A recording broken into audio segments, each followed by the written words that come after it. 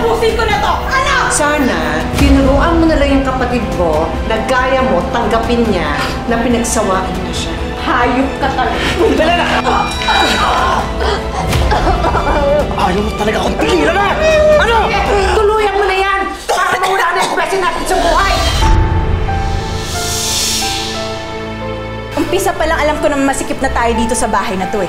Kaya gagawa ko ng paraan para mapalayas kayong lahat sa lupain ko. Kung mababayaran nyo sina Roger sa lahat ng mga nagastos niya sa pagpapatayo ng bahay, i-award sa inyo ng korte ang karapatan nyo sa bahay. Ito ang dokumentong nagpapatunay na sa akin ng bahay na to. Huwag kang mag-alala, Roger. Babayaran kita sa nagastos mo sa bahay ko. Layas! Nay! Muntik na napamatay ang nanay ko! Talaga, Susie? Ngayon ka pa talaga na konsensya?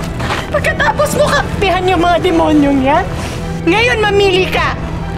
Kami ni nanay o sila! Sorry, mahal ko si Roger.